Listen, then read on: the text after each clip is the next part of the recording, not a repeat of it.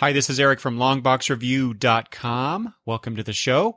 Today I have on the line with me a very special guest, someone that I very much enjoy talking to each and every time he's on the show. And he is back after a too long of an absence.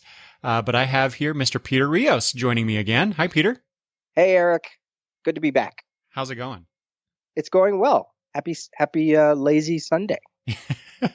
It is very much a lazy Sunday. As I was talking to Peter before we started recording here, I was telling him that my wife and our granddaughters, Madison and Gabby, are out of the house. They are visiting my daughter. I don't think I've talked about this on the show yet. I tweeted it out. But my younger daughter, Brittany, who's 25, had her first baby last week as I record this. And so the family, my girls are going to visit my other girls, where my daughter lives. So, I got the house all to myself except for the dogs, who hopefully won't start barking at some point while we're talking, Peter. Yeah, so it's been an interesting week. Actually, Peter and I were supposed to talk last weekend, but because my granddaughter decided to arrive 2 weeks early, here we are. Yeah, congratulations. Thank you. It's been so much fun.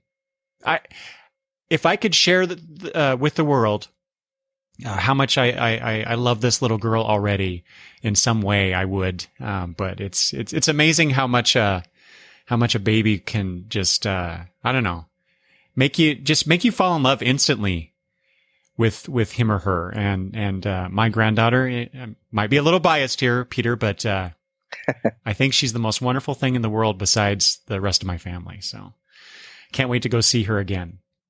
That's awesome. So does that mean now, she's the youngest in your family? So does that mean she gets to inherit your collection? Oh, good. I hadn't thought of that, Peter. Good point. She may have to fight Madison for that, because Madison has already told me that she wants all my comics. There you go. Oh, I'll have to tease Madison about that. To be quite honest, Peter, my wife and I did our wills in the last couple of years. Okay. And while that's not actually part of our wills, it got me thinking about, okay, what am I going to do with all this stuff, when I'm dead? And given my age, it's something that I think about quite often, actually. What's going to happen with my collection? I'm not that old, but I'm getting up there. I'm closer to kissing the dirt than I was before. So this is now the long box mortality review. Yeah, the morbid review. Yeah. But yeah, so it's a question that I ponder on occasion. But like I said, Madison, who is now, she'll be 12 later this year, just a few months. And she's the comic lover in the household besides me. And so she very much she wants to read a bunch of my comics, and unfortunately a lot of them I can't let her read yet. She's just not quite old enough in my view. So no Hellblazer for her. No Preacher, things like that. Oh geez, no. Well, I mean, she's a good. Do you think she's a good number of years away from making that turn of, wait, comics? I don't want to read comics. I don't know. I'm actually kind of scared about that. Yeah. One day, she'll turn 13, and all of a sudden, comics are like, whatever, Grandpa. So, but I have another granddaughter to introduce the hobby to, the great love that I have for comics. So, there's always hope. That's great. Yeah. I already told my girlfriend, I said, look, something happens to me, my family will descend like vultures on that collection. And they will try to sell it. I said, so you take it and you sell it, because then she at least will know the channels. I already told her, I said, you call up Chris from Wild Pig and you get as much money as you can for this. Oh, wow. Well, Uh, that's interesting. Your girlfriend over your family? yeah, I mean, I mean, then the collection would have to be like, it would be spread, maybe some of my nieces or nephews would take it. And I'm like, go sell it. The Rios pedigree collection, go sell it to someone. And, it doesn't have value necessarily in the content. But I'm like, if you sold it to Wild Pig, he could make a thing of it, like come and own a little bit of Peter That's Rios's true. collection, That is true. you know? I mean, could you imagine if my Titans collection just somebody like hundreds of people like just went in and took little snippets of it here and there? Oh, I'd be writhing. Well, yeah. I mean, you can't break up a collection like that. No. That reminds me, what is with Chris and Murd sometimes refer to named collections. I can't remember what they are on CGS. If it's a collection that is appraised and has significant value of like our store here, or not here, I don't live in Reading anymore, but in Reading, Golden Eagle, our comic, that was the comic store we went to growing up. He got a collection that was full of Marvel, mostly every Marvel title from Fantastic Four #1 on. Oh, wow. Yeah, and it's called a pedigree. At least that's what I think, or that's what I've heard. Though they they'll appraise it, they'll name it. I think Mile High Comics. I think that's the way they started too. They managed to get a hold of this incredible collection, and it was called I don't even know. I can't remember. It was something like it's the Silver Pedigree Collection or something like that. So that's the name that I've heard. So I don't know if that's what you're referencing. I don't think so, but because I think Murd mentioned something about a collection that he kind of acquired and he had a name for it. But I mean, it doesn't matter. I was just thinking along those lines because of what we're talking about. But it's what do you do with? This is not the conversation that we were supposed to have, Peter. But what do you do with your comics? When you're done, whether you're done, you're physically, physically done with it, or you've just decided down the road, I'll get rid of all this stuff before I do pass on. Right. But like I said, it's a question that occupies my mind more than I think it should, because there's so much I haven't in my collection that I still haven't read yet. Mm-hmm. Whether it's all the trades that I bought in the last few years or all the back issues for things. I mean, I just got a bunch of, not all of them, but a bunch of the old Fury of Firestorm issues. Oh, from the 80s? Yeah, and see, some of that stuff is stuff that I had some issues of before, because I know specifically I had the first several issues of the Fury of Firestorm. Mm-hmm. And then for some reason I got rid of them, stupidly.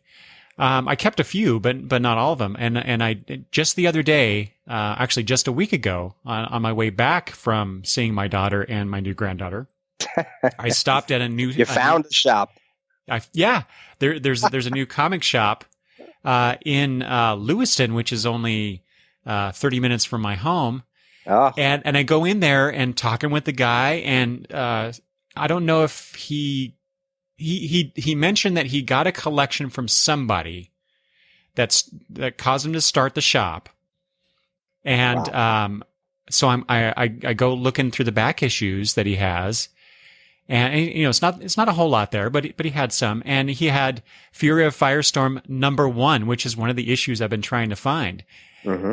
Even better, it was only $2. Oh, nice. Yeah, and it's in pretty good condition. That run, I'm really surprised that DC hasn't put that run into a trade program, considering the character has been on TV, and especially because they're on decent terms with Jerry Conway, who was the co-creator, and a lot of the CW shows owe a lot to that Firestorm run and those characters and the villains especially. Um, it's 100 issues plus some annuals, and they could get a decent sized trade thing going. And they're good stories. I think the artwork holds up better than maybe some of the stories do. When you get to when you get to around the time that DC was doing Legends and John Ostrander takes over the book, it gets a little serious, but I do like those issues. It's it's kind of like the last quarter of the run, the last like 25, 30 issues or so. Um, they're not that good. They're okay. They're interesting. They mess around with Firestorm as an elemental. But as a whole, God, they could easily take money from people if they would do that. Well, they're doing the new Teen Titans in trade paperback form now. It seems to me for comics around that same time period that I think you and I both grew up reading. You have the Titans, Batman and the Outsiders. Mm-hmm. They haven't done one for that. Yeah, Infinity Incorporated. All-Star Squadron. Yes, especially that one. That's Peter. That's my next thing. Once I well, not once. I'm on the lookout for the rest of the Firestorm issues that I want. Mm-hmm. And All-Star Squadron is the next one that I want to get. Yeah. He has a lot of untapped stuff that they could be doing. I mean, they're every now and then you'll see in previews a new, they're doing New Teen Titans, they're doing Nightwing, they're doing Deathstroke. That all makes sense. They're doing Suicide Squad. But then they just started like the daring new adventures of Supergirl that I think it only took like 2 volumes to do. That was a series in the 80s, and that's obvious because of the Supergirl show. Or some Tim Drake Robin. They have that trade going. They have the Cassandra Cain Batgirl trades going. They just started Stephanie Brown Batgirl. So it's like, I think they're starting like a whole new Kyle Rayner Green Lantern. Yes. Series. So I mean, they're obviously hitting things that they see value in trading. I mean, I think I saw a Wonder Woman with the Justice League trade or the Dan Jurgens Justice League run from around the time of Death of Superman and all that. So after the Bwahaha era. So I mean, they can get some little obscure things here and there, and I just think the 80s where's Night Force, where's I don't even know what else, but I mean there's just tons of where's the Teen Titans spotlight, where's Firestorm would be one, the Wally West Flash could be another, the some of the Barry Allen stuff, so much too much. Well, speaking of too much, and since we're on the topic of 80s comics, I was just looking through previews last night, and I thought of you specifically, Peter, because there is that Justice League of America Detroit era omnibus that is in the latest previews. Yeah, they had to go and stick it in an omnibus form. I know, right? Why? I know why, but it's just like, just give me the trade paperbacks.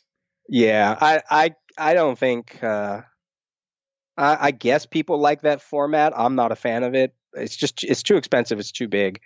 And those issues, you can find them cheaply. So yeah. Stick that in. I'm surprised they just didn't do a showcase presents of it. But I don't even think they don't even do those anymore. So it doesn't even matter. But or go a step down and do the deluxe edition. If you really want to squeeze some money out, you could do 2 or 3 deluxe editions. Mm-hmm. if you didn't want to do a trade of it. Yeah. Yeah, I agree with that for sure. Yeah, I actually do have some of those omnibuses. I just got the Bronze Age Teen Titans omnibus. Mm-hmm. And I have all the issues, but I guess it's kind of nice that I can pull out that hardcover and not have the issues I have, some of the old issues I have of Teen Titans, they're not in the best condition. So it's nice to just pull it out just to read through or take a look at the art and that kind of stuff. Right. But yeah, I totally do not care for DC's omnibus hardcover stuff. It's not the best quality. Yeah, I mean, any collection that squeezes up around like 300, 400, 500 pages more, sometimes more. I don't need that. That's like reading a dictionary or something. It's too big. It's I don't need my legs falling asleep while it's on my, and I don't have the shelf space. I don't have the room. I still live in my apartment. I don't have room for all that stuff. Well, yeah, that's part of my problem too. I have 3 bookshelves in my office that are practically full of trades and hardcovers. And I'm constantly, I just went through the shelves the other day thinking I should pull out some of these trades that I read but didn't really care for. I'm going to, resell them or, do something with them. But it's really more just, I gotta make more room. Yep. It's not really that I want to get rid of the books. It's that I got to make more room for others that I do want to read. The collector's dilemma. Yeah. Okay. So, I love talking with you, Peter, and other people when I get people on the show because I have no idea where the conversation's going to go. That's part of the fun. But Right. We actually are here to talk about specific things. So let's get to that if you don't mind. So Sure. I'm not keeping you for, half a day because I really could. If you didn't mind, Peter, I could probably sit here and talk to you for like 6 hours. Yeah, you could squeeze out, 3 episodes. And you don't Well, have that's to true. record for a while. But it's I don't want to keep you that long. Plus I get hungry and, So there's a few things I want to talk about with Peter today. One, I just wanted to get to find out what the heck Peter has been up to, and then we're going to talk some comics. Of course, we had decided to talk about a series that I really enjoyed a couple years ago when I read it. It's called Secret Identities. Came out from Image Comics in 2015. And then we might squeeze in some other comic talk in here as well for some things that Peter and I have read recently. Awesome. So Peter, how the hell are you? What's been going on? We haven't talked on the show at least since episode 105, which was our Legion of Superheroes spotlight, which was just a ton of fun, by the way. But that was last September. It's been 10 months now. Oh, almost a year. Okay. Yeah. Time flies and all that, but that went by really fast for me. I was like, it seems like I just talked to you about the Legion of Superheroes, and here we are 10 months later. And in all that time, I just got older. That's probably that's all that happened. Well, that's not exactly true. Well, yeah. I mean, it is, but that's not all you've been doing.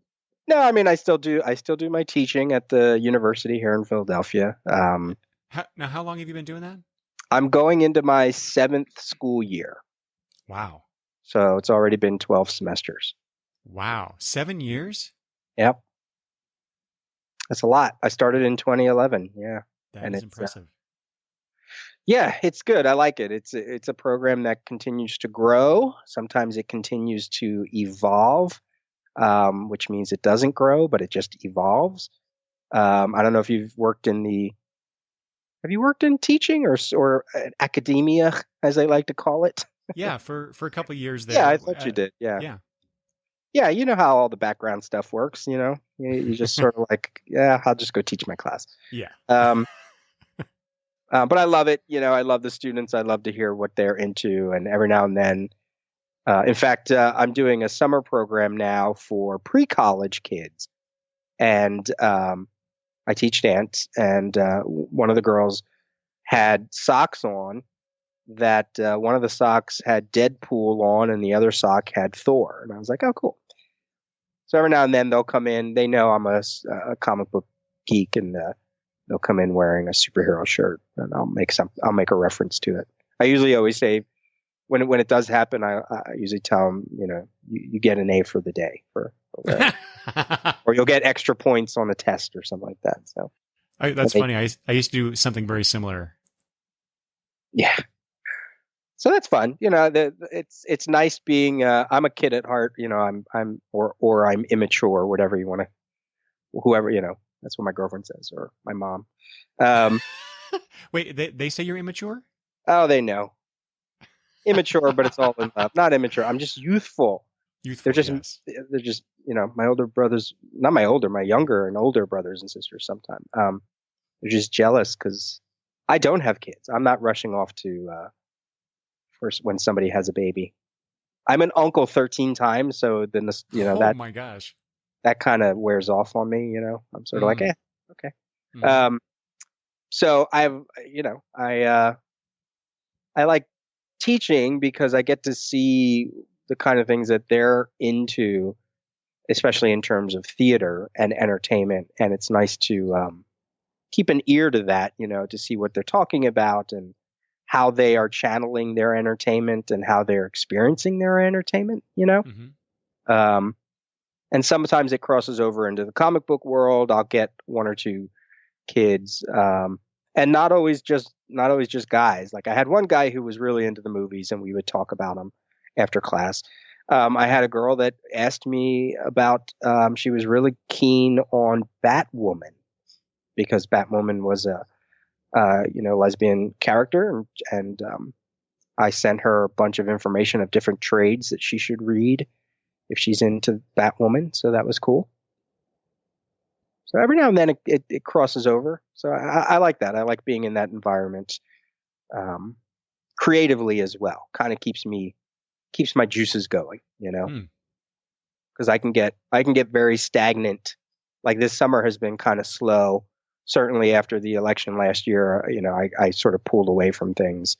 But it's nice to find areas where it keeps the art going. It keeps the even podcasting. It took me a while to get back into podcasting again, and I may call it art, in quotations, but it's an expression. It's a form of expression.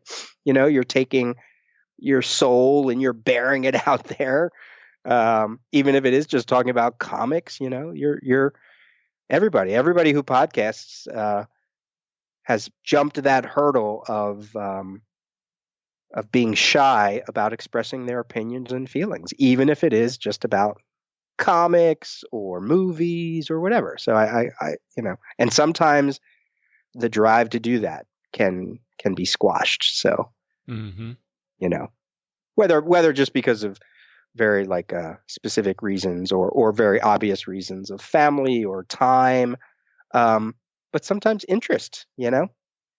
I think listening to your show, listening to other podcasts when I wasn't podcasting helped to it just helped to kind of detox from listening to myself and then hearing other people and what they're excited about and then going, yeah, okay, right, I remember why I like doing this, and then then I jump back in it. That's really interesting the way you put that, Peter, about the art of podcasting, or whatever the subject matter happens to be, because that's something that I've often thought about, or I guess really questioned. Is this art? Am I making art of some kind? Because I used to write. I used to write a lot of short stories, and that was really where my creative focus was. And then I just kind of stepped away from it. Mm-hmm. And it's always bugged me that I haven't put the time and effort into doing that, because it's something I did love. Right. I do love. But the problem with it is that right now I'm doing this, I'm doing this podcast. I read a bajillion comics, and I'm way behind right now. I've got like 2 weeks worth of comics I still have to read. 2 weeks. That's it? Oh, well, that's a lot for me. Oh my. I mean, I'm we always used to joke about Adam, joke about Adam, and his, 12-year, 11-year, maybe it's 15-year Oh, venture right. of, but I get it. I understand it. I'm sure I have books from the 80s that I haven't read yet, so, um, yeah, I haven't read, like people say, about DC Rebirth, and I'm like, DC Rebirth, I'm still trying to catch up to DC New 52, and that's over. Uh, Like I'm stuck in.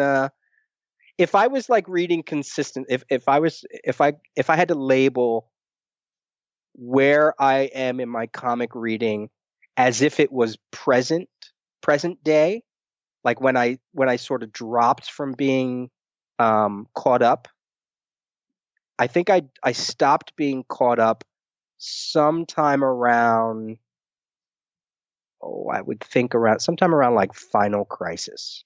oh my gosh, really? Yeah, like that's like the last era of comics that I was reading consistently enough to say that I was caught up. And I forget what year that is. I'm looking it up as we speak. And a lot of it had to do with, I was on CGS. Oh geez, 2008. Yikes. Hmm. So, because of, well, that kind of makes sense because I moved back to Philly in 2007. I was kind of redoing my life at that time, 2008. And then eventually, we would do a lot of conventions. I would do a lot of theater stuff. Maybe a little bit later than that. But I wasn't, when it got to the New 52 in 2011, I wasn't caught up to my books at that point. I was probably a year or two behind. I would read things sporadically because we had to read for the show or whatever. But truly being caught up line wide across the board was around 2008. So all those comics, after that time period, 2008, you were still getting comics. You just weren't always reading them. Yeah, up to date. I'm still doing that now, Eric. I got a problem. Okay. Wow. And Got a here I problem. thought I 2 weeks is good. I know, right? It's nothing. But that's why I like doing podcasts. That's why I like doing a podcast, like being on a show with like you, or when I was on the EMX podcast and we talked about X-Men comics from whatever month that was. And I read, I think I read like 30 comics, maybe 35 comics in preparation for that episode. Not because they told me to, but I wanted to go back and read like all of the Old Man Logan stuff. And I had read more comics for that episode than I had read probably the whole, uh, definitely in all of 2017, maybe even all of 2016. Wow. That might not be true because if I podcast about comics, I would read them. But it was close. It was damn close. I was, Yeah. sickness.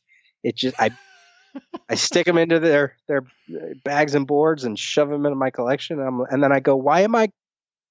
It's because I know eventually I'm going to read them. I can't stop collecting Nightwing and Titans, and anytime the Legion pops up, or supporting a certain creator or whatever. So Mm-hmm. yeah, it's kind of stupid, but what am I going to do? I have cut down my collection quite a lot, though. I will say that my pull list, I should say. Mm-hmm. So even with all this time, like you said, from the last time we talked till now, you would think I would have caught up and I would have some opinions about things, but no, I have to wait until somebody says, "Hey, you should read this for my podcast," and I'm like, "Okay, I will." And I don't even have a family, and I don't even, so it's I just sometimes I get late. You know what it is? What I've been doing though is I've been really diving into the TV aspect of our craft. Like. But wait, let me go back to this art thing though. Like just real quick. Again, some people might scoff at the idea, but anytime you create something for consumption, and if people who take in whatever it is that you're creating, if they have opinions about what you created, that's art. That's art. There's a sliding scale of the importance of it, Sure. maybe. but it's art, and it's also a time capsule. Like these podcasts, these episodes. I think about when I did that first year of the Daily Rios, that was five days a week, and I would get a little personal in there. If one of my family members went back and listened to that, they would be like, "Wow, that's who he was at that time." I go listen to old CGS episodes, and I'm like, "That's what the community was like at that time," and that's fascinating. That's fascinating to it's no different than finding a comics journal from the early '90s, and or like I read for one of my episodes recently, I just read a Grant Morrison interview from around 1995, 1996, where he talked about Arkham Asylum. And that's what he thought of that book at that time. And if you asked him about it now, because he's getting ready to do a sequel, he probably has different thoughts, So the time capsule nature of podcasting makes it some form of art, Mm-hmm. I like that. And you have a platform that you could do. You could spit out a chapter of something you've written, kind of like an audiobook chapter. You'd get feedback. You'd get all kinds of stuff. You'd get people who would give you some new ideas for maybe the next chapter. You'd get people who would frustrate you with their ideas, but at least you'd listen to it. Yeah. The whole audiobook, the whole author using a podcast to write their book is not a new phenomenon at all. Mm-hmm. And yeah, it could be an interesting venture. Well, and I think you've talked about that. You've mentioned that to me before, about doing an audio book like thing. And I've really thought about it, and I came close to doing it just recently, Peter. Yeah. But we'll see. The last stuff that I wrote, which it actually was a superhero story. It was a while ago now, and I'd have to go back and probably polish it up a little bit. No, put it out there. Warts. Oh, I don't know. That's the hurdle. See, that's what I talked about before about like podcasters. People always say, "Oh, everybody can do podcasting," and while that's inherently true, it's not factually true, because not everybody is doing a podcast, right? Some people don't. They can't fathom speaking to emptiness and having people listen to it, or they can't get over the hurdle of, well, I can't do that because then somebody will, what if I sound like an idiot? What if I whatever? I'm like, oh, please. You'll get over that quickly if you just do enough episodes. But so that's there's where real art comes in, right? Like you put it out there, people are going to judge it, or people are going to respond to it, and you have to like build up those muscles of going, all right, take what they say, take the criticism, and leave the stupidity. Leave just the stupid comments or just the generic whatever that, and they obviously don't come from anything. But take the good criticism and go, yeah, okay, I see what they're saying, and it's only going to help. It's like having your own like an editorial board. I don't know. Writing workshop. Yeah. There you go. Yeah. I mean, I think trust me, like I'm a horrible writer, but I think that venue, that method of doing that, you're going to hate it at first because of that hurdle, right? That's a mental, sometimes even like a physical hurdle that you're like, oh my God, I can't share this until it's done. I can't share this until it's perfect. Nah. If you did that, you're going to just sit on it forever, right? You got to put it out. You got to put it out, warts and all. I mean, yeah. I love talking or I love knowing certain creators now in comics that are writing for Marvel and DC, who started out in just some of the lowest indie levels, books that maybe they sold 300 copies or something like that. And I love seeing that they're now writing for the big wigs, and their writing has gotten better. Some of them, some of them I really enjoy. I'm just like, wow, just think about that first. I have it in my collection because of podcasting, doing CGS spotlights on people that we just met at conventions and Artist Alley. And if they look back at their work now from that time, they're like, oh my God, just burn it. I'm like, why? It's a building block. Sure, it probably looks amateurish now, but that was a building block to who you are now. And, you could write a superhero novel and you could be the next Tom King. I mean, he wrote A Once Crowded Sky, right? Like that was his novel that he wrote back in 2012, and it didn't get much buzz or whatever. It certainly wasn't like widespread like other novels, but it was enough that it got people interested because he actually wrote the damn thing, And I haven't finished it at all, but I'm sure if he looked back on it, he would say, "Ugh, there's so many problems." I'm like, yeah, so what? We can't all be Alan Moore right out the gate, Mm-hmm. So. Oh yeah, Tom and Tom King's book, because I've read it as well. But doing what he's doing, or what he's accomplished via that, is exactly what I wanted to do at a certain point in my life. Mm-hmm. I don't have that drive anymore, but that goal. My goals have changed, but I definitely wanted to be Tom King at some point earlier on. And I mean, he's got a family and kids, and I don't know him personally, but he's been in the CGS studio. I was there one time when he was actually in the studio to record an episode. He loves podcasting. He kind of like Mike Norton back in the days when podcasting was beginning. Tom really understands the power of podcasting and building a rapport with an audience so that they will follow him. And now, fortunately, he's gotten to a point where he maybe doesn't have to worry about that so much, but he still does podcasting. Mm-hmm. And what I liked, but he's still very humble about his craft. I mean, he's the first one to tell you. I mean, he just won 2 Eisner Awards. He's the first one to tell you he's probably the luckiest son of a bitch in comics right now, because he went from just writing that novel, and then luckily teaming up with Scott Snyder and other creators, and just he's got interesting ideas, being teamed up with some good artists. So he found a way to make people pay attention to his work, and that's not easy. So so I guess we could be reading books from Eric. You could have that novel done in 2 years from now. If you just, I'm just poking. Yes. This is just me poking the bear. I'm just trying to get. Yeah.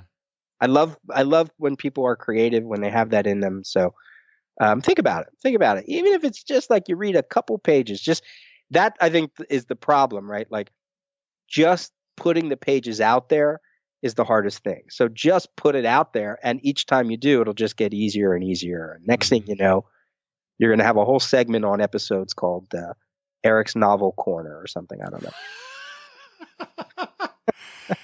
I hadn't thought of it that way, Peter. That's actually a great idea. I think I will start doing that. The problem with that, though, is that I started this story, and I wrote like what I would call like four chapters or 4 issues, right? Mm-hmm. I haven't finished it. It was just kind of an ongoing concept that it would evolve every time I would sit down and start writing the next chapter. Mm-hmm. And so it's far from being done. It's not a novel, at least at this point. But like I said, I stopped it several years ago and haven't got back to it, but I keep thinking about it all these years later. I keep thinking about it. It's there in the brain. It is in the brain. So you got to put it out. You just got to put it out. I do. You're right. And then you'll get feedback, and then you'll get ideas that'll spark the next thing. And, and then you'll find a way to make sure that any ideas that you get from people, you're not just lifting, they're just giving you feedback. And then you're going to be like, oh, now I know where this damn thing is going. Yep. Okay. Well, I will see. I may have to stop doing so many podcasts or episodes to do that. Nah. Because no, seriously, I know what you're gonna say. I know what you're gonna say, but I just don't have the time, Peter, to do this and read and family and work. Is just Anyway, Yeah. but I'm gonna make a commitment right here, right now, that I'm gonna do this. I'm gonna at least put out. I'm gonna do an audio version of the stories that I have. Good. Over time, and we'll see where that goes. Well, that's podcasting. I mean, that's there you go. It's not like you're giving up episodes. Right. You're just going a whole new way. Yeah, exactly. Yeah. But maybe that'll give me it'll be a combination of the two things I love, or three things I love: superheroes, podcasting, and writing. So, yep. This is it. I'm going to make that commitment. Coming soon to an episode near you. It'll be my crappy writing. Anyway, see, this all goes back to your original question. You say, what have I been doing since last year? All I do is sit here and think about ideas of things to do that I don't do. Well, now, but again, not true, Peter, because you've made a significant return to your own show, the Daily Rios, here in the last month or two. Yeah. Yeah. So you were on. Remind me, what was that other podcast you were on? So it was called the EMX podcast. It's part of the collective that Corin and Viet. Those were the two guys that I was on. There's a third person as well. Excuse me, that I can't remember his name at the moment. But they talk about the X-Men. They also talk about the Avengers. So basically, they'll look at any book that features the Avengers for a month, and then they'll do an episode about that. And then they do a Deadpool episode as well. And I'm pretty sure right before I started the Daily Rios, the first year when it truly was the Daily Rios, I came onto your podcast, right? I want to say we talked about, or maybe was it? I can't remember. Maybe I'm thinking of maybe the Uncanny X-Cast, actually, now that I think about it. But anyway, either way, it always kind of rejuvenates me. So to be on a podcast episode about something, and I decided to come back, like kind of talking about this whole writing thing. I had to give up the notion of it being daily. Like that was the thing that was holding me back. How do I make a daily podcast? Why did I name it the Daily Rios? I set myself up for a fall. But no, that's not true, because the first year I did do exactly what I set out to do. And but I thought, you know what? I want to get back to it. As I started to say before, I've been watching a lot of Netflix. I've been watching a lot of geek programming that I've put off for, years and years and years. Most notably Star Trek and Arrow. A lot of the cartoons from the DC universe. I went back to the beginning and started watching. I'm up to I'm up to 1966. So I just started watching the Batman TV show, which I know I have not seen many of those episodes. So I just finished the whole Superman, Aquaman hour era of DC cartoons. So after the Batman TV show, then it becomes the Superman Batman hour, I think, and eventually I'll hit the 70s and then the 80s, which there isn't much in the 80s. Then I'll hit Batman the animated series, and all the way. I'm just powering through all those cartoons. So that's what I've really been doing for the past year or two, and it's spilled over into. I just wanted to talk about Star Trek. And I have a podcast, so I said, let me just do. What really kicked off this new resurgence is taking a look at the Next Generation, and then now I'm sort of back in the groove. Whenever I just did a couple episodes on San Diego Comic-Con, and I have some more things I want to get back to. And you also have you do your you've done a couple now. I think the New Comics Wednesdays with your Rios reviews. Mm-hmm. Mm-hmm. Yeah. See, I love those because you talk about things that I don't normally think about when I, I may have seen them in previews, but I just kind of glossed over them. Mm-hmm. And in the past, when you've done your previews episodes as well, where you just kind of focus on different kinds of things that, at least from my perspective anyway, that I wouldn't have really given a second thought to, until you mention them. Like, well, somebody else talking about this book in this way makes me go, oh, I should take a look at that. Oh, exactly. I mean, you doing those episodes on the Danger Club, and you've constantly mentioned those to me about the whole teen hero aspect, has made me pick up those issues. I haven't read them, but that's on my list of things to read.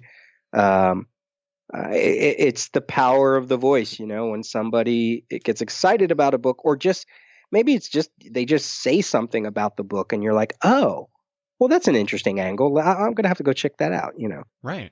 Yeah. Well, go ahead. No, go ahead. I was going to say, speaking of that, you did exactly that with me, again, in regards to the dark metal, Yes. one shots that came out. What is it? The Dark Days, The Forge. Dark Days. Yes.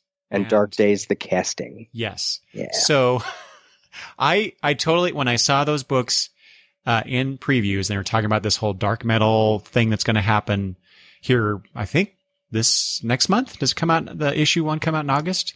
Yeah, I think it's coming soon. Yeah. Yeah. So, I kind of looked at that and went, another Batman event. I really don't need another Batman focused event. And so I just passed on them. I did not pre-order either of those, one shots, nor have I actually ordered the miniseries that's coming out here soon. Mm-hmm. But then you started talking about it on your show, and the way you were talking about the book, in regards to those of us who are Crisis on Infinite Earths lovers. Mm-hmm. I think you refer to us as Crisis Kids. Yep. Which is a great phrase. But it. When you put that together with your description of the book, I'm like, oh man, thanks, Peter. Thanks a lot. Because it immediately got me interested. And so I finally decided not to buy the actual issues or paper copies. I bought the 2 issues off of Comixology and read them. And damn it, Peter. Now I really want to read that series. It's good, right? The preludes, I'm digging the whole aspect of why they are calling this metal. It's a little on the nose at times because of what the story is actually about. But I like I don't know if they're getting this in depth with it, but I like the idea of like these 2 one-shots are like the opening acts when you go to a concert. And you hope that the opening act, from a promotion or from a concert view, you're hoping that the that the opening acts excite the audience for the main event, right? And that's what they did with these one shots. I believe that they really, nobody knew what this was going to be, and it turned out these stories were fascinating. They're interesting looks into the DC universe, sometimes echoing what has come before, but there's also a new twist to it, and I like that. I'm not caught up on the whole what is this going to mean 5 years from now, because 5 years ago it wasn't the same DC universe. 1 year ago it wasn't the same DC universe. So I just want to know, is it going to be interesting? Is it going to hit that event feeling that I love, that makes me a Crisis Kid? And even though this is DC Rebirth, it's kind of interesting that the characters are so iconic. I just told you I'm not caught up on anything, and it's not like I don't know who this Batman is. It's not like I don't know who Hawkman is as he narrates the book. I haven't read many books with Duke Thomas, but it's not hard to understand that Batman has another sidekick or young partner. That's not new. So yeah, it's good. It hits all those DC buttons, man. Yeah. For me, especially, it was, they're going into DC's history and connecting all all these points, with the nth metal, and Hawkman, like you said, and even tying it into the greater, whatever Scott Snyder has in mind for Batman in terms of just the iconic nature of his being. That falls a little flat for me, honestly, but it's still an interesting premise, right? Whether you like it or not. It's just this really cool idea of how, the long standing idea of, for many years it was unspoken, but now they're kind of playing with it. But that, that Earth is the center of the DC universe in many ways.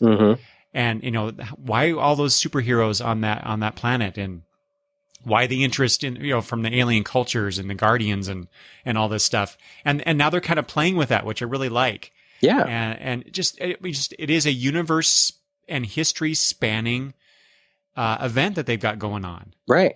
And I mean, yeah, it really piques my interest. And I'm pretty sure when we get to the actual event, it'll slow down, it'll pull back a little bit, because we got to get more specific, right? And the one shots, they're going to be one shots, and there's going to be tie-ins. It's an event. It's DC is not making any claim that this is not one of their big line-wide events. And some people don't like that, but they haven't done one in a while to this nature. And I'm in it, man. I love every little thing about it, and what you said about the origins of the Earth and the importance. I mean, that was certainly part of Genesis, the event Genesis. That's why the invasion happened. You could even say Blackest Night had some of that concepts of why Earth is the most important planet.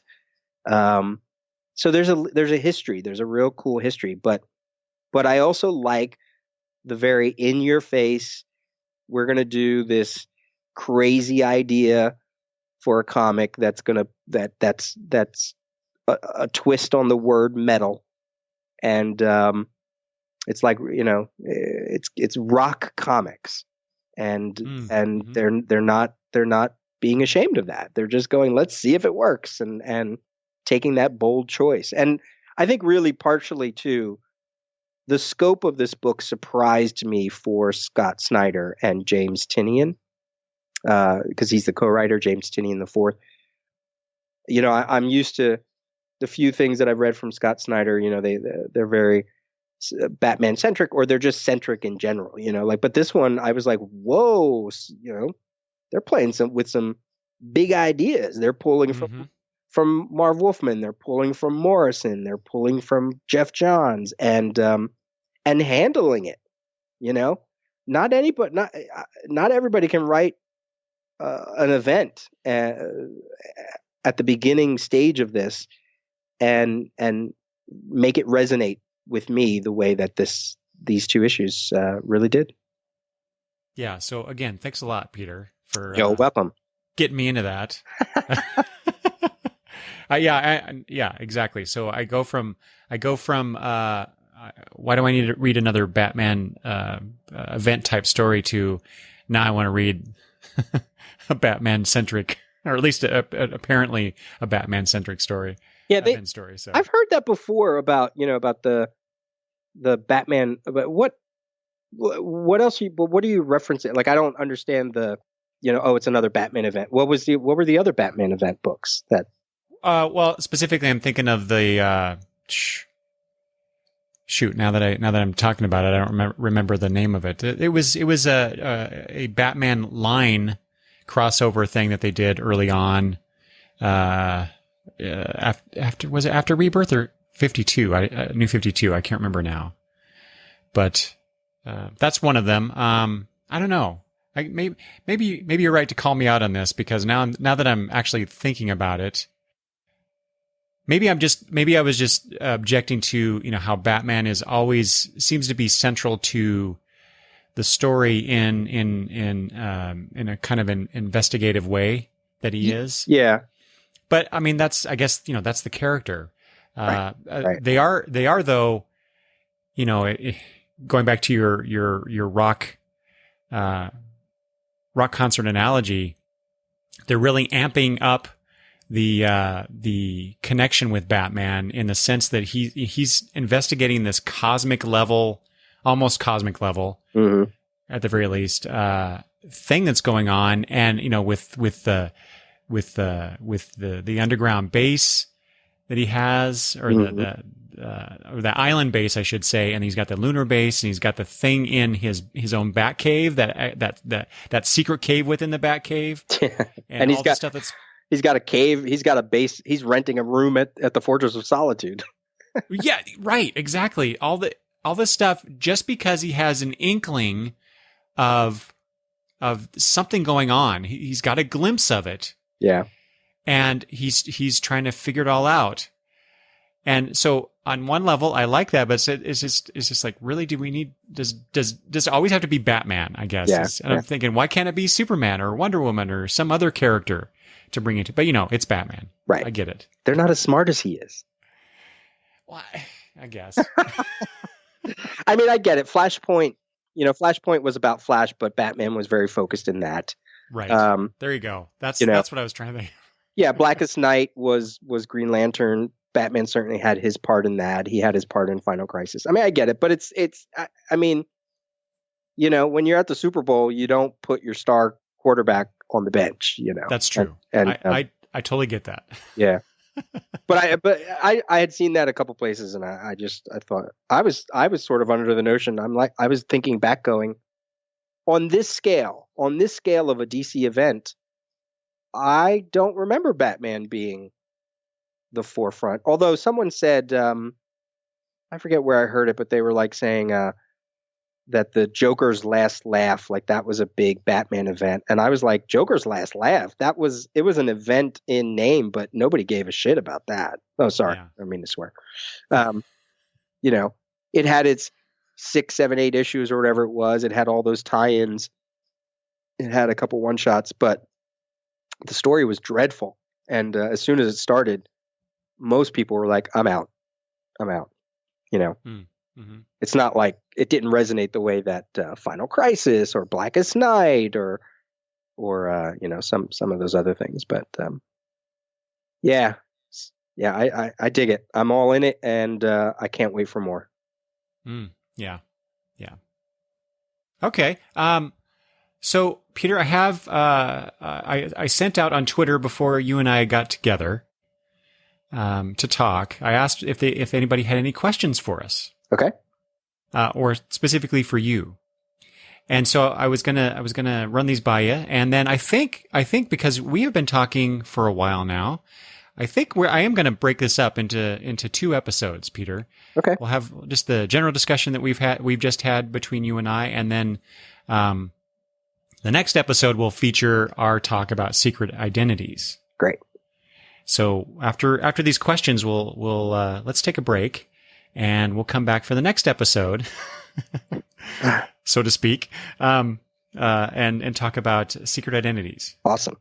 All right. So like I said before we started recording, Peter, I don't have a Stump the Rios this time for you. That's fine. But one of these days, Rios, I'm going to stump you. But I have these questions. So I don't know if I'm going to call it Query the Rios or Rios Responds. I kind of like that, the alliteration there. Mm-hmm. But here are some questions for you. Oh, okay. So, well, first of all, let me say, I sent the call out on Twitter. There's only a couple of these. But the response to my original question, I got a response from Cash Flag, who does the Resurrections podcast, which is Adam Warlock and Thanos podcast. Mm-hmm. He said, with Young Justice season 3, which you just talked about on your latest episode about the day 2 of San Diego Comic-Con, right? Mm-hmm. Yep. with Young Justice season 3, Thor Ragnarok, Star Trek, Justice League, The Terrifics, which you also talked about, will there even be time for more? I think what Cash is talking about is, if we talk about those things, what else could we possibly talk about? Oh my. It's just too much. It's just too much. But it's all good stuff. I assume he's probably talking about Star Trek Discovery, Thor Ragnarok. I mean, God. The news coming out of San Diego is I think this year it's a lot of news that we sort of know about. We already know these things are coming, and it's a little pit stop along the way for everybody at for all the publishers and the movie studios to kind of knock on our door and go, hey, remember this? Let's get you excited about it again, since it's not all going to come out for another 6 months. Some of it's most of it's not coming out till 2018. Some of it's coming out the end of this year. But yeah, it's that's why I got to catch up. Yeah, how are you going to do that, Peter? I don't sleep. Okay, all right. I don't sleep. I watch Twin Peaks at 3 a.m. because I can't sleep. So I watch the next episode of Twin Peaks. You know, well, that's got to be trippy. It's a perfect time to watch it. Oh my God.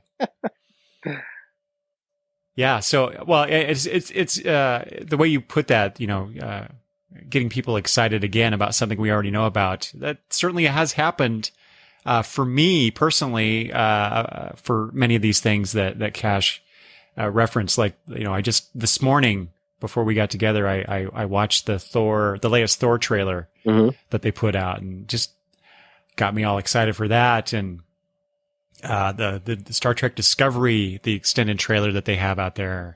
Oh my God, I can't wait for that. Yeah, that was a much better trailer in terms of enticement.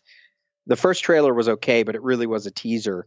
And this one, I saw it and I said, wait a minute, what is going on? Look at all this stuff that's happening. So I'm glad they did that. I'm glad not that I wasn't going to watch it anyway, but yeah. So are you going to get the subscription to the CBS app and watch it that way? And no.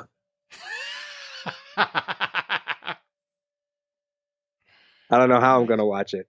I know that's the problem. You're going to get me in trouble. Shh. Yeah. Okay. No, I don't know.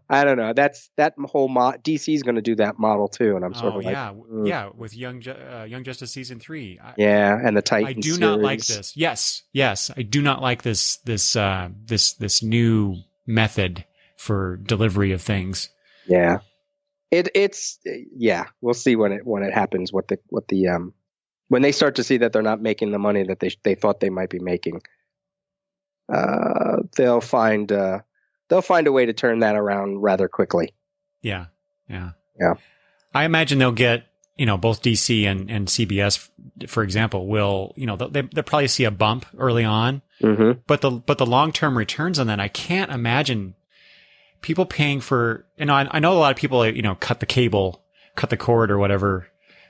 A lot of people just have their Netflix and Hulu subscriptions and whatnot. But, when the market starts fragmenting like that, with everybody putting out a streaming app that you pay $8 or whatever it is a month to access this content, I just can't imagine that it's sustainable. Right. And they'll find a way. They'll quickly go, oh, it's okay, we're going to release it on demand a month later, or they'll start partnering up with another, or with a platform that people already have, and it's an interesting. I'm not going to fault them, but it could bite them in the nose. So we'll see. We'll see what happens. Yeah. But I'll tell you what, your Star Trek Next Generation season recaps that you've been doing really got me interested in rewatching. I'm not really sure how. Maybe because maybe you talked about some of the alien races on Star Trek. I can't remember if you mentioned those or not in any general sense. But anyway, it got me thinking about watching some Star Trek Enterprise episodes, Oh. specifically the Andorian episodes with Shran, the character Shran. Mm-hmm. And so just last night, I finished watching all of those. So I've been watching all the episodes with Shran in them, in all the seasons of Star Trek Enterprise. And I just finished up watching the last episode last night, Wow. which was also the final episode of Star Trek Enterprise. And I just got pissed off all over again that they did what they did with that. I know I haven't watched. I've watched maybe a tenth of Enterprise, but I did watch that final episode when it came out. So I'm looking forward to digging into that whole little bit of Star Trek lore. Well, it's certainly, I enjoyed Enterprise quite a bit. I watched it more. I watched all of it, but I watched it definitely more than I watched Voyager. Yeah, I still haven't seen all those episodes of yeah, Voyager. me either. That's why I'm doing this. I'm determined to stop saying I haven't seen that or I haven't read that. I'm fixing that.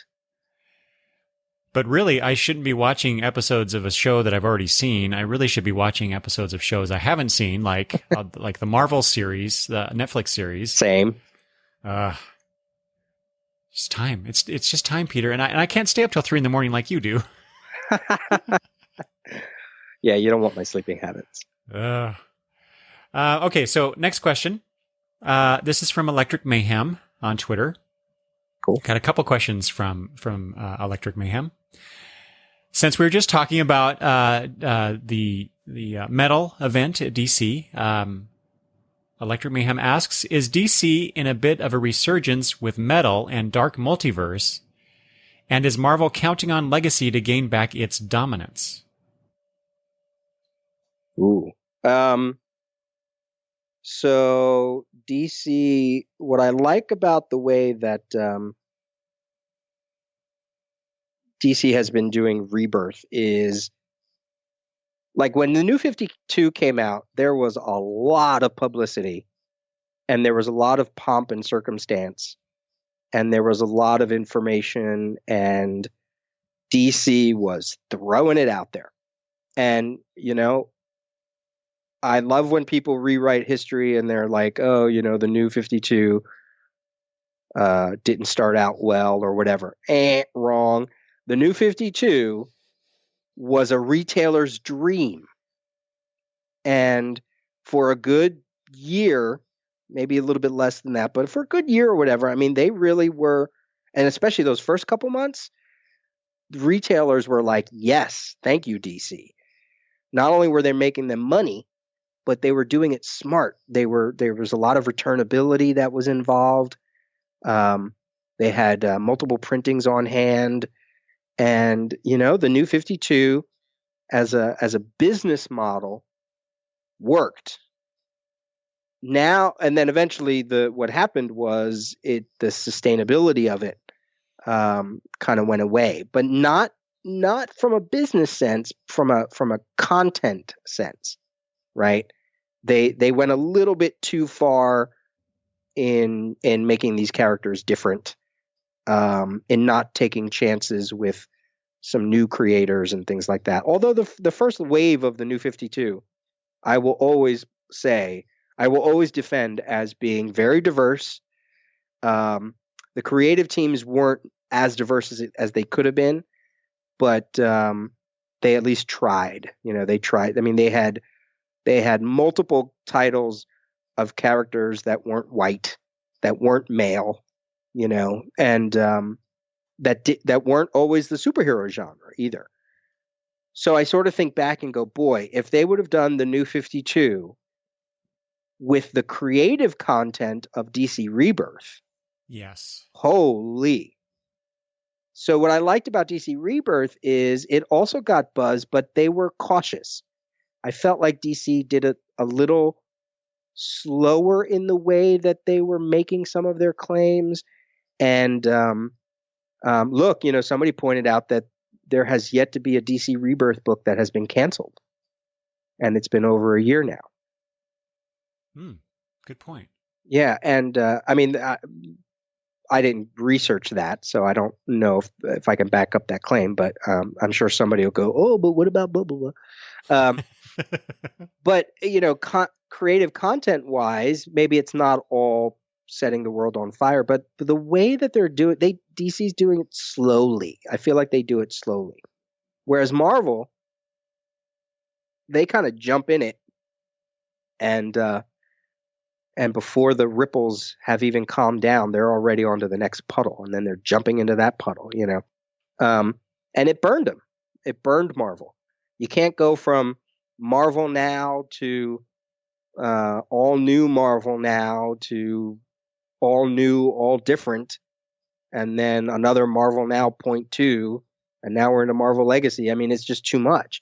They're branding the company but just shuffling the chairs around. I mean, Marvel Legacy, they're already having problems with that in terms of they can't get the numbering straight. They're trying to renumber their books. They're trying to bring back the 3-digit numbers on their books, when really they should have just started from number 1 again. I mean, I don't know. I think I don't think Marvel Legacy is going to be the big push that they're hoping for. Maybe for a couple months, but the Marvel has one thing about the content of Marvel's books, whether I read them or not, or whether I get attracted to their titles or not, mostly across the board, they don't put out horrible books. Like their books are like, even the lowest book is like kind of average. It's not like really bad. I mean, they're pretty good about trying to keep their stable of creators happy and trying to get them to put out the best work they can. Yeah, that's a little generic in my opinion of it, but whatever. So, but what's happening is people aren't resonating with the stuff that they're putting out because they're putting it out in a way that is too quick. It's just too much, too fast, too many changes, too many, whatever. And I appreciate the effort, but it's not working, obviously. So now they're going to try to restore it. And I think that's what DC Rebirth did. They managed to find a way to appease everybody, at least somewhat, and tell good stories again, and also appease retailers. That's the thing that Marvel doesn't do. They flood all their books, double shipping, and DC's doing double shipping, but they mess around with returnability, and that makes a retailer happy, or they don't do all these variant cover schemes. In fact, I think they said the line of new books that come out of Metal called Dark Matter, they're going to be priced at $2.99, and at least for the first couple of issues, or maybe just the first issue, they're not going to do any variant covers. They're just going to sell the book on its own. So, Marvel it feels like they try to appeal to the Marvel zombie collector, and DC feels like they're trying to appeal to the reader. And I'd much rather a publisher look at me as a reader than a collector, because then at least, they're not trying to make me they're not trying to hustle me, Mm-hmm. So that's why I've given up on Marvel. I barely buy a Marvel comic these days. I'll read it, and there are certainly a lot of ways on the internet to read a comic, Marvel. So you keep messing with me, and I'm not going to support you. And you know what? I've kind of gotten over the shame of that, because I'm tired of their antics. I'm tired of their background antics and some of the stuff they've done to creators. And so, I don't know. Does that answer that question?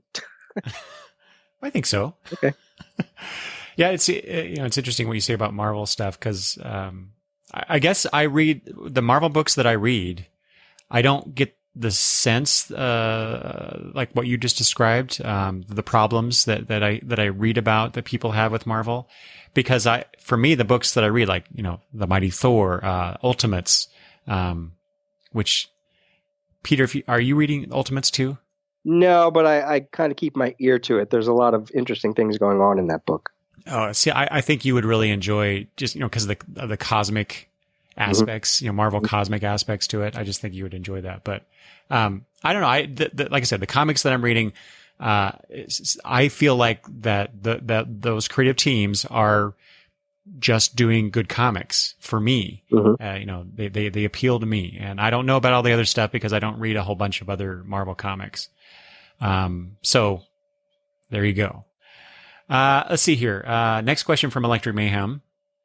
Is Image still the publisher for creators to go for self-publishing, or does Burger Books at Dark Horse, and now there's also I think you mentioned this on your show too. Shelley Bond is doing something at IDW. Is that right? Right. Black Crown Comics. There you go. Yeah. Or does Burger Books at Dark Horse, and I'll add Shelley Bond at IDW, spread the love around? This is the part of comic making that I'm less knowledgeable about. I've certainly heard things over the years from a lot of creators, and I'm so thankful that they're so open about creator owned and deals that they make with publishers in terms of sometimes it has to do with Hollywood or the other media stuff. But when it comes to the model of creator owned, and I think the question for me would be which company is going to publicize my work, which company has the better distribution for getting my work out there. Retailers nowadays, they know that if a book is coming through Image, or I should say creators know that a book coming out through Image will get shelf space on a lot of retailers' shelves, especially the big markets like Mile High or Midtown Comics, the real big stores in big cities. You might have to sacrifice some stores in smaller towns in different regions of the country who just want to deal with Marvel and DC superhero books, so that to me is probably the biggest thing. I'm sure they want to keep their creative control, which you can do at Image, but also who's going to distribute my books in enough ways that it makes it monetarily lucrative. That's something that I would look at. So really, it comes down to the models. What's Burger Books? What are they going to offer? And I feel like Burger Books and Black Crown Comics, since they're so new, they are definitely going to curate their line. They're not going to want just anybody. But someone like Image, because you have to do all the work, that's a little different. But Oni, Oni has their line, and IDW has a couple creator-owned stuff, Dark Horse, Action Lab. All these companies are companies that I don't know what their contracts are, but I think there's a lot of different venues, and Kickstarter too. I almost feel like you should, if you know how to get your books out there, Kickstarter is the way to go. Because when you're dealing with previews, you're dealing with the whims of a retailer. And there are a lot of retailers that don't dig into that other section. Mm-hmm. So, previews opens with Dark Horse. That's the first publisher in previews. Then it's DC. Then it's IDW. Or I think, yeah. And then it's Image, and then Marvel. But Marvel has its own little pull-out thing. So, yeah, Image, IDW, and Dark Horse, other than Marvel and DC, are at least getting eyes on those books from retailers.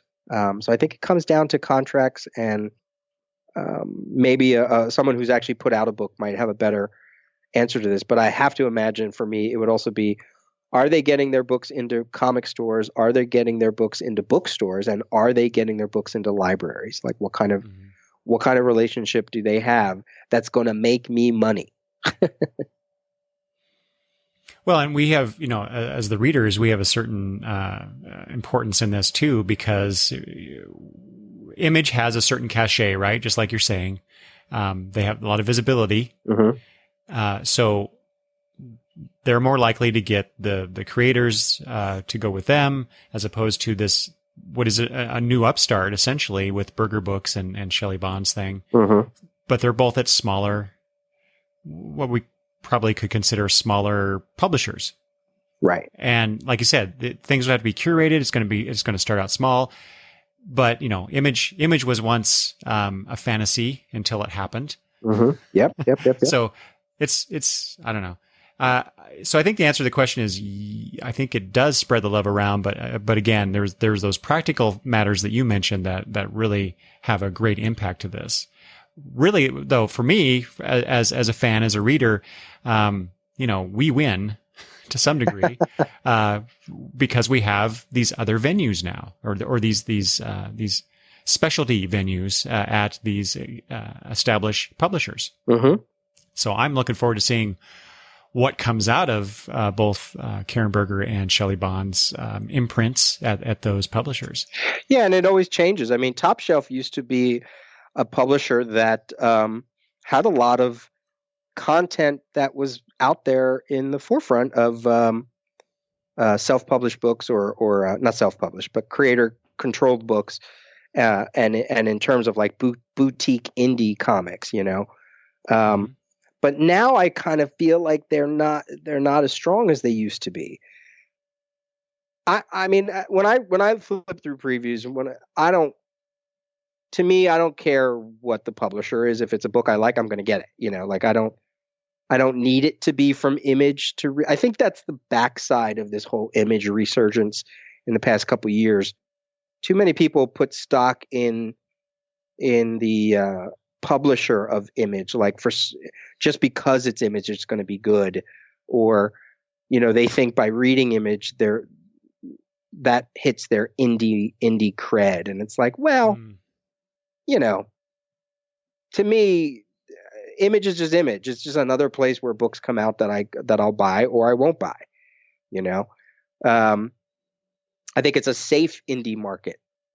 Not to say that books don't struggle while they're at Image, but the Image has a lot of creators that people know because they know them from superhero books, so they feel like they can read them because it's like, oh right, it's the guy who writes my favorite Marvel book, or it's the girl who writes my favorite DC book, or whatever.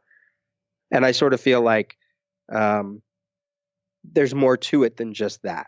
And Image is not the savior of indie books. And if they learned anything, they learned it from other models. They learned it from when Vertigo used to be strong, or they learned it from some other imprint or some other boutique publisher. And as far as like the indie books go, does the publisher matter? If Saga came out from Image, or if it came out from Dark Horse, would it really matter? In terms of content, in terms of distribution, maybe it matters. But in terms of what the book was, Saga would have been Saga whether it came out through DC, Image, or whatever. Some people will probably argue and they go, oh, but the big two, they have a lot of editorial control and blah, blah, blah, blah, blah, blah. I'm like, well, I mean, does it? The Vertigo line under Karen Berger for all those years put out some wacky books. And maybe the distribution might have been a factor, or maybe it just because that first issue was that damn good. So I don't know. In those terms, I'm not sure. Okay. Final question, Peter. This comes from James Blundell, whom I talked to along with his creative or his artist partner in episode 121, the Hipster Beard. He has a question for you specifically. Okay. Have you ever regretted your decision to leave Comic Geek Speak? They're still talking about that. Yeah. Peter, remind me, when was your final episode? I remember it was the Drunk Cap compilation that you did, which I think was that was considered your final episode Right. as direct involvement with the show. Is that right? Yeah, that was July of 2011. 2011. Wow. Because I started the Daily Rios July of 2012. That's right. Okay. Yeah. Um, if anything, the camaraderie of it was awesome because those are my friends. We don't get together the way that we used to. We were almost forced to get together to do those episodes. I actually visited Shane and his family when I was in Reading not too long ago. So that part of it, but everything else about it, I mean, me being in another city was it just was getting too much. It was just too much. And I was starting a whole bunch of new projects at the time, work-wise. So I knew that my time was very limited. But no, the show has changed. It's grown. I got my own thing. Looking back on it, I had to do it. I had to step away for a whole bunch of those reasons. And, I've been back every now and then, although not lately. It's a whole new show now. It's a whole different thing. Well, if anything, I sort of regretted, and I think I mentioned this at the time, or not regretted, but just kind of felt like, well, that was unfortunate. Was I felt like, and maybe this is too much patting on my back, but I'm going to say it anyway, because I'm sure I've said it before. I kind of felt like the podcast community stopped being a community, the comic book podcast community. And I don't want to say it's because I left CGS and so my focus was pulled away from it, but I was like really shocked when I stepped back and watched that at that time there wasn't a lot of collaboration going on then after then, or even just I was the one on CGS that was really tapped into listening to other podcasts, helping to promote other podcasts, bringing them on the show because I was the producer, bringing them on the show as special guests or playing promos. But even like in the convention circuit, it kind of dried up and the podcast alleys dried up, whether because the convention no longer needed it or no one was really organizing it. And maybe the comic book community just got really, really big. But it was always big, at that point. So I don't know. It's that I sort of look back and I go, man, why didn't anybody sort of take the ball and kind of become the spearhead to all of that? And that's really, I thought, what CGS was, especially because of the forums at the time where they had forums for a ton of different podcasts.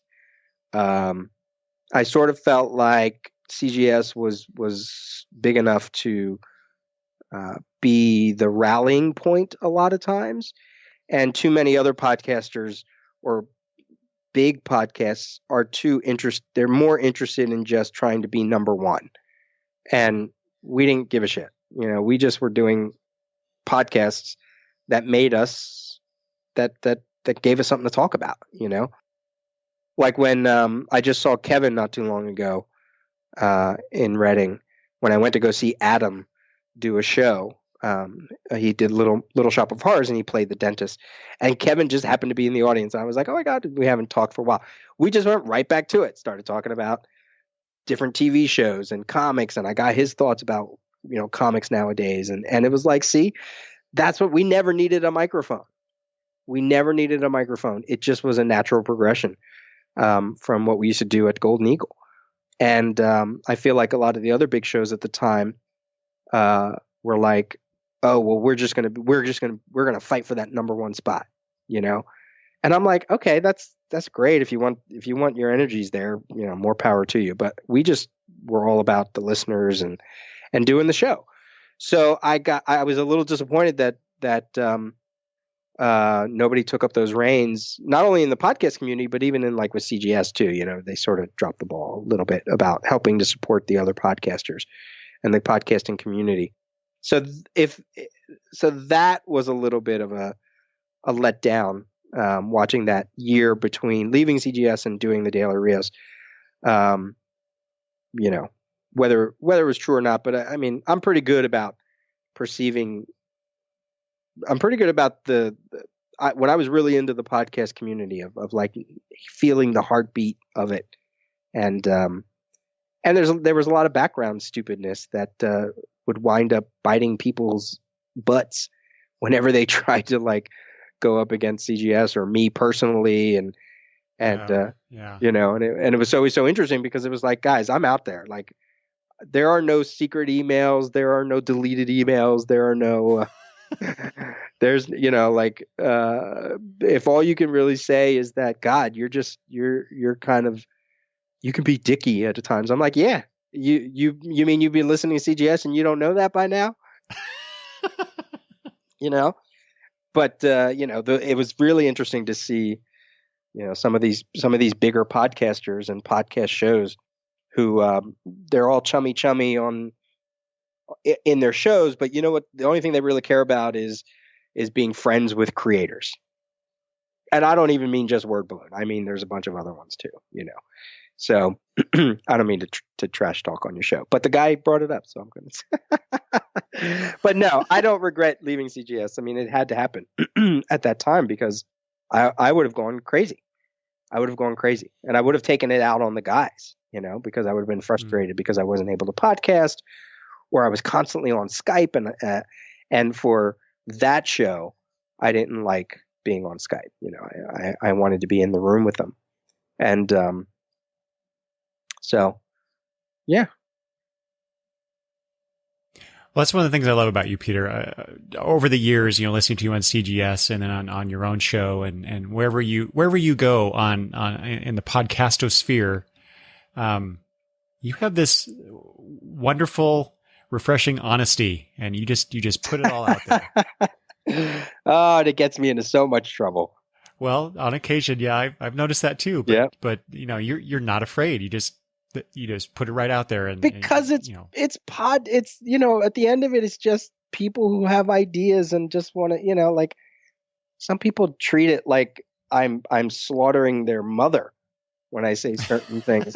And it's like, back up, I'm sorry that I'm able to tell that this certain podcast or that certain podcast show are a bunch of two-face,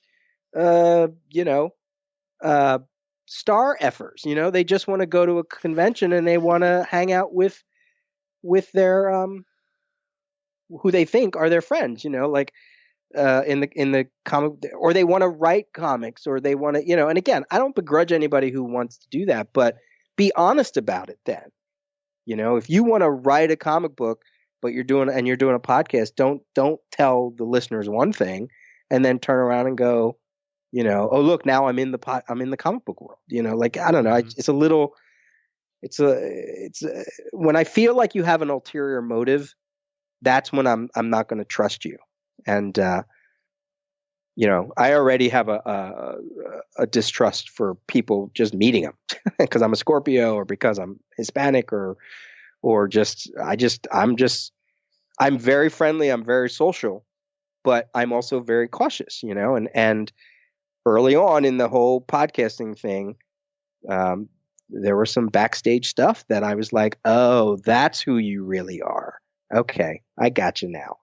And I don't have time for that. I just wanted to do, we were producing 5 episodes a week. We just wanted to do a show. We just wanted to go to meet the listeners. And yeah, you know what? We did have some creators that were our friends, but that came naturally. We didn't go seek out Mike Norton. He emailed us and became part of the show, and then he embraced podcasting. And look at Uncle Sal, all that stuff came organically. Mm-hmm. But, those people that invited Uncle Sal on their show after us didn't do it because they were like, oh, he does this book called Atomica. I wonder what that's about. That's how I was like, oh, what's this book? This looks kind of cool. I want to talk to him. Maybe we'll get a sponsorship or something. And then all of a sudden it became this like friendship. It wasn't because he was a stepping stone to Alex Ross. We never even had Alex Ross on the show. They still haven't had Alex Ross on the show. So that's what I mean about organically and natural, and not this forced, well, I'm going to get Uncle Sal on my show because then people will listen, it's like, and then I'll be number one. It's like, oh God, whatever. So. I think that's what people really want to hear when they ask me this question about CGS. They want to hear like the nitty gritty, and it's like, guys, just listen. When do we, we never hid anything, and I certainly don't hide anything. And really listen to those podcasts, the bigger ones. And I'm not even talking about like the hugely professional ones, like anybody that does like a comic show, like from Nerdist or Kevin Smith. Like that's a whole other. They didn't do the work, right? Like they didn't really do the podcast work that we all did way back in 2004, 2005. They just were lucky because they were famous to begin with. So, but the ones that are still around to this day, some of them are still around to this day because they're just talking about comics. Some are still around to this day because they still want to try to be number one. And I'm like, okay, if that's what you want, that's good. So, all right, there you go. I'm off my soapbox. All right. Like I said, I love your honesty, Peter. Oh, the book I could write. I'm sure. Okay, so that's all the questions I have from Twitter. And so I think Peter, we should step away from our general conversation, and we'll come back in the next episode, so to speak, with the magic of podcasting. We're just going to continue talking, but it'll be the next episode that I release, and talk about secret identities. Awesome. All right. Be sure to come back for that. And Peter, let's take a break. Sounds good.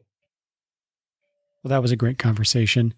It definitely went places that I did not expect. Actually, I fully intended to just quickly catch up with Peter and get right into our discussion about secret identities. But that's one of the joys of these conversations, the joys of doing this podcast, is the conversations that I have with my guests.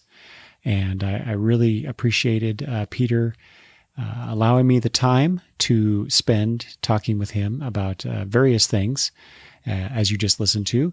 And I'm looking forward to our discussion next time about secret identities. So be sure to come back for that. If you would, please also go listen to Peter's podcast, The Daily Rios, if you haven't already. Or maybe you have listened to his show in the past and thought that he wasn't doing much these days with it. Well, he's back at it again, and his episodes are just as good as ever. So go to thedailyrios.com and you can find out more there. Thanks for listening, everybody. Bye-bye.